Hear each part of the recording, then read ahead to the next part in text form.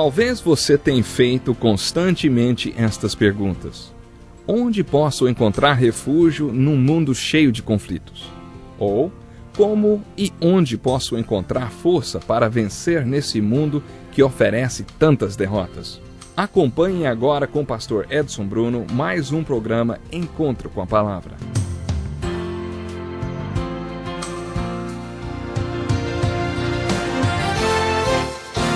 Bem-vindo a mais um estudo versículo por versículo do Evangelho de João. Abra sua Bíblia no capítulo 3 desse Evangelho. No último programa comentamos a segunda parte desse capítulo que relata a conversa que Jesus teve com Nicodemos, um importante rabino de Israel. No final do programa concluímos que precisaríamos estender mais um pouco o estudo do capítulo 3 de João. Aliás, o versículo 14 a 21, e explorar ainda mais as palavras de Jesus. Eu tenho certeza que existem perguntas que ainda precisam ser respondidas. Mais uma vez acompanhe comigo a leitura dos versículos 14 a 16 desse capítulo. Eu vou ler a partir da Nova Tradução Internacional da Bíblia, que diz assim, Da mesma forma como Moisés levantou a serpente no deserto, assim também é necessário que o Filho do Homem seja levantado, para que todo que nele crer tenha a vida eterna. Porque Deus tanto amou o mundo, que deu seu Filho unigênito para que todo que nele crer não pereça, mas tenha a vida eterna. Pois Deus enviou seu Filho ao mundo não para condenar o mundo, mas para que este fosse salvo por meio dele. Quem nele crê não é condenado, mas quem não crê já está condenado por não crer no nome do Filho unigênito de Deus. Este é o julgamento. A luz veio ao mundo, mas os homens amaram as trevas e não a luz, porque as suas obras eram más. Quem pratica o mal odeia a luz e não se aproxima da luz, temendo que as suas obras sejam manifestas. Mas quem pratica a verdade vem para a luz, para que se veja claramente que as suas obras são realizadas por intermédio de Deus. O enfoque neste capítulo é a expressão nascer de novo, respondendo às perguntas o que, como e por quê. O que significa nascer de novo? Por que precisamos nascer de novo? E como posso nascer de novo? Pode ser que ainda existam dúvidas sobre como nascer de novo. A questão do novo nascimento é muito importante e eu não quero que ninguém fique com dúvidas. Jesus foi completo em todas as suas palavras nesta conversa com Nicodemos e explicou como nascemos de novo. Aliás, Nicodemos perguntou 2 vezes, como pode ser isso? A resposta de Jesus é muito simples, crendo. O milagre do novo nascimento requer uma ação de Deus e outra ação da sua parte. A nossa parte no novo nascimento é crer. Você sabe o que significa crer? Se você sabe, fica fácil compreender como o novo nascimento acontece. Precisamos entender plenamente o que significa crer. Acompanhe comigo a leitura do versículo 16. Porque Deus amou tanto o mundo que deu o seu Filho unigênito, para que todo que nele crer não pereça, mas tenha a vida eterna. Neste caso, a palavra crer significa submeter-se ou confiar. O sentido da palavra confiar pode ser traduzido assim, apoiar todo o seu peso em. É como se você estivesse sendo carregado para fora de uma casa que está pegando fogo. Imagine que você não consiga se locomover e a única maneira que tem para sair da casa em chamas é se render a alguém que o carregue para longe do fogo.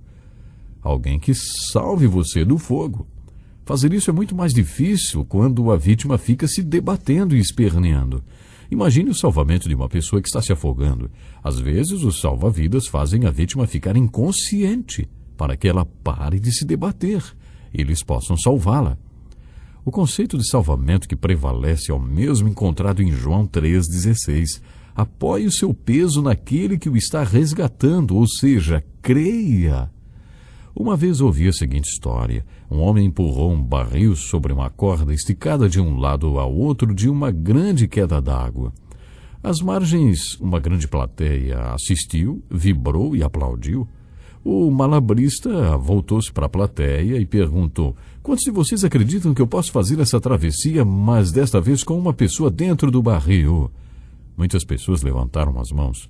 Então o homem apontou para uma dessas pessoas na plateia e disse: "Vem cá, então entre no barril."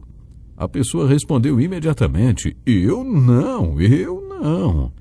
Aí o malabarista respondeu: "Isso quer dizer que você não acredita de verdade, não é?"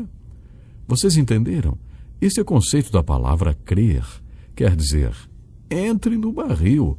A palavra grega para crer significa confiar plenamente, ou se comprometer totalmente, ou então apoiar todo o seu peso sobre aquele que pode salvá-lo. Usei todo esse tempo para definir uma das palavras mais importantes no novo nascimento, porque se entendermos o que significa crer, entenderemos qual é a nossa parte no novo nascimento. Nossa parte no novo nascimento é crer genuinamente. A parte de Deus é fazer o milagre. A parte de Deus no novo nascimento é a parte descrita por Jesus no versículo 8. O vento sopra onde quer. Você o escuta, mas não pode dizer de onde vem nem para onde vai. Assim acontece com todos os nascidos do Espírito. Esse versículo quer dizer que, assim como não entendemos o vento, também não conseguimos entender o novo nascimento. A obra do Espírito Santo é muito parecida com o vento.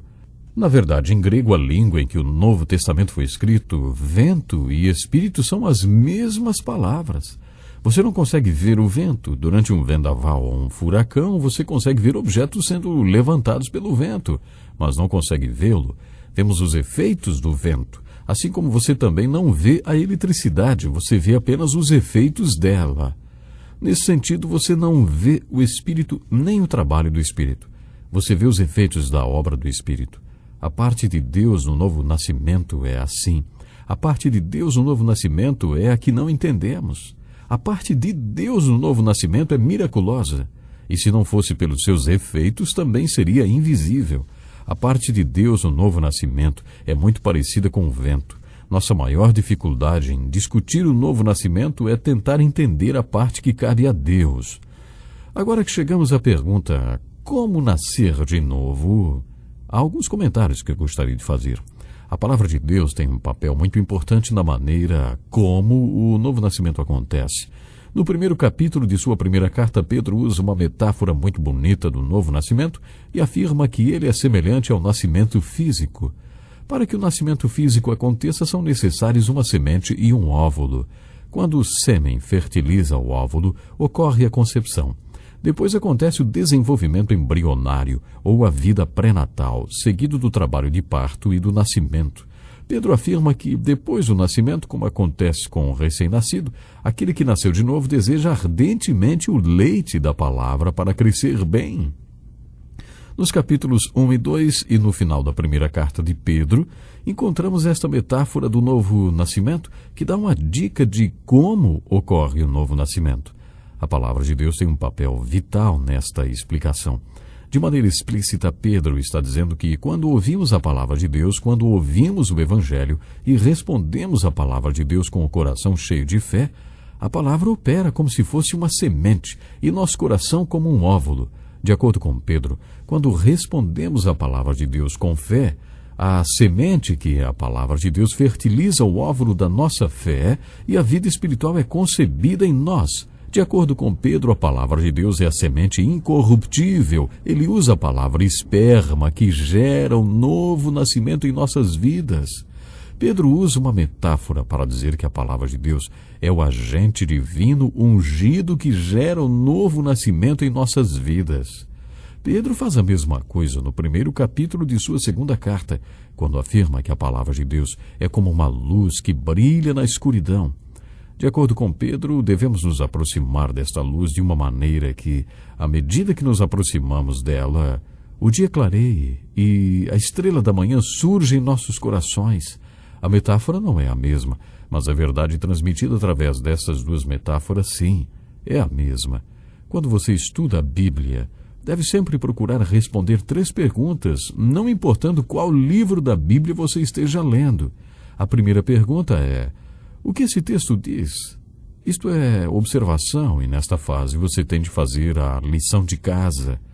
Nesta fase você busca o significado de todas as palavras do texto que você não compreende e também o seu contexto histórico. Às vezes você precisa considerar fatores geográficos se o texto mencionar algum. Enquanto você estiver nesta fase, trabalhe com dedicação, lembrando que você está buscando resposta para a pergunta: o que esse texto diz? A segunda pergunta que você deve procurar responder é: o que isto significa? Esta é a fase da interpretação e, na verdade, essa fase acaba sendo bem crucial, vamos dizer. Depois que você descobre o que o texto está falando, precisa descobrir o que ele significa. Se você sabe o que a passagem diz, fica fácil descobrir o que a passagem significa. Por isso, você vai da observação para a interpretação, fazendo esta segunda pergunta. Mas a terceira pergunta é: o que esse texto significa para mim? Esta terceira pergunta e sua respectiva resposta referem-se à aplicação do texto. A aplicação também fica fácil e até óbvia se você se esforçar para responder muito bem a primeira pergunta: o que o texto diz? E nós estamos fazendo exatamente, estou convidando você a fazer essas perguntas enquanto estamos estudando essa passagem tão importante da Bíblia. E eu quero sublinhar algumas coisas aqui para você, eu quero repetir, na verdade. Nós estamos estudando aí o capítulo 3 do Evangelho de João, e já havíamos comentado a segunda parte desse capítulo, que relata a conversa que Jesus teve com Nicodemos. Nicodemos era um importante rabino de Israel. Concluímos que precisaríamos estender mais um pouco o estudo de João, capítulo 3, versos 14 a 21, e por isso, no programa de hoje, acabamos explorando um pouco mais as palavras de Jesus, que eu quero mais uma vez repetir aqui. Lembram que lemos e comentamos mais uma vez João 3,16? Porque Deus tanto amou o mundo que deu seu Filho unigênito, para que todo que nele crer não pereça, mas tenha a vida eterna. Esse texto é muito importante e é uma peça-chave para compreendermos o processo de salvação, baseado única e exclusivamente no grande e poderoso amor do nosso Deus. Observem, Deus tanto amou o mundo, Deus tanto amou você, Deus tanto amou a mim mesmo, que enviou o seu único Filho para nos salvar. É por isso que precisamos compreender esse processo de salvação dessa maneira. Vamos estar valorizando o amor de Deus, e quando valorizamos o amor de Deus, recebemos a salvação, que é de graça. Basta abrirmos o coração, basta nascermos de novo. Ficamos por aqui.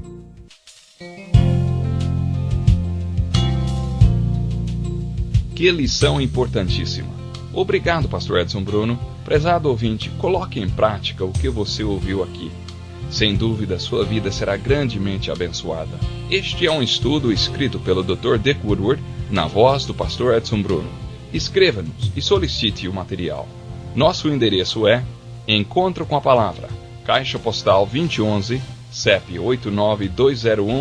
89201-970, Joinville, Santa Catarina. Até o nosso próximo encontro com a Palavra.